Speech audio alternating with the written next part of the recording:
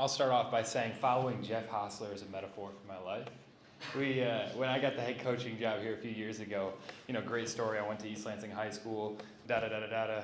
Well, Jeff already did that. He was already the head coach here. He'd already been to East Lansing High School, and East Lansing isn't a big community. So, when I go out with my buddies and catch up with some high school friends, it's always, hey, great job with the tennis team. You guys are doing a damn good job. But man, Jeff Hostler, he's got them winning Big Ten championships. So we're always, looking up to him and what he's been able to do with the soccer team, and what he's talking about with the team championships. Obviously, a huge weekend for them, and it's pretty cool to have that community at Michigan State, and people to push each other because they're doing a heck of a job, and we're just trying to keep up with them. So this weekend for us is a big one. We've got Eris Thanos and Ozan Barish competing at the NCAA Singles Championship. A little bit unique compared to years past because this individual championship used to take place in the spring, and this year they moved it to the fall to kind of separate our seasons within college tennis. So you have the fall seasons, the individual season now culminating with these championships, and then after that the spring semester will be the team season. So there's it's got a lot of importance. This tournament does. The 64 best players in college tennis. Last year in May, when it was in the spring, Ozan reached the Final Four and lost by a hair to the player that won it from Alabama. But it was a great run for Ozan. And Eris Thanos, this is his first appearance in the singles championship, so he's really, really excited. He's had a great fall, had a great run at the ITA sectionals tournament, knocking off some great players. So both these guys have as good of a chance as anyone to win the tournament. But in order to win the tournament, you got to win your first round, and they've got some good matchups. Ozan plays his buddy Samir, who he grew up with, and they played some doubles together growing up. But Samir's a great player from Stanford. They played in May at the NCAA Singles Championship. Ozan pulled that one out in 3 sets. And then Eris plays a player, Alex Kotzen, a graduate senior from Tennessee, who's a really, really great player, plays 1 singles for Tennessee. So both those guys got their work cut out for them. Everybody's good. And it really is just going to come down to showing up, competing, accepting the challenge, and being that person on that day. Because anybody can be anybody in this tournament. Seeds don't matter. Ozan's the #1 player in the country. He's not seeded in the tournament. So it's going to be, just edging guys out day by day and advancing. So it starts tomorrow. Play 1 match a day all the way through the finals on Sunday. Harry, what's the difference now in like the qualification process now that it's not done in the spring? And do you like that? Is this good for the sport? Like, what's your opinion on it? Yeah, it's definitely different. This is a 2-year pilot program where they're switching it to the fall for 2 years. I would say I don't know that it's as indicative of the 64 best players in the country, just because if you make that decision regarding selections at the end of the year, you just have a bigger sample size.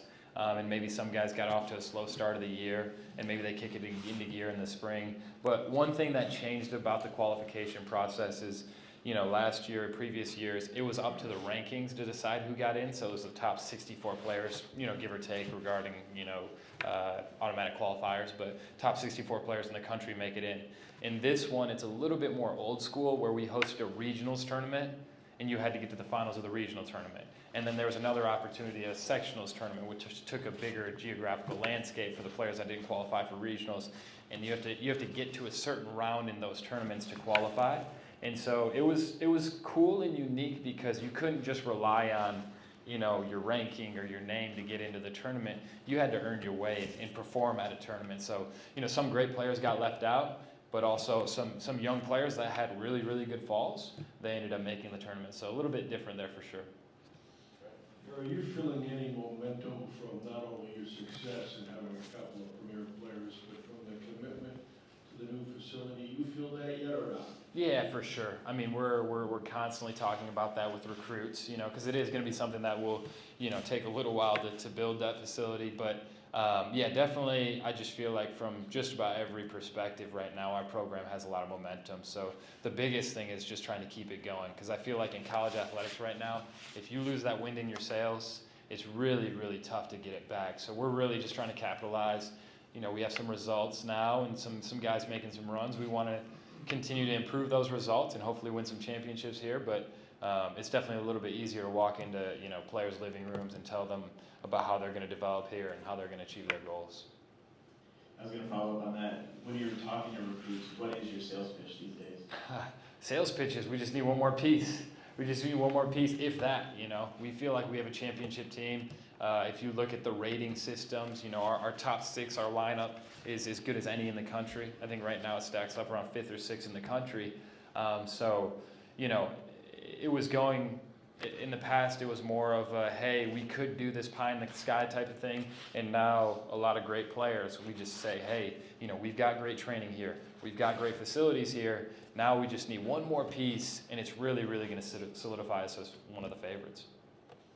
With Ozan getting so close last year, is that sort of the expectation of him to get back and win an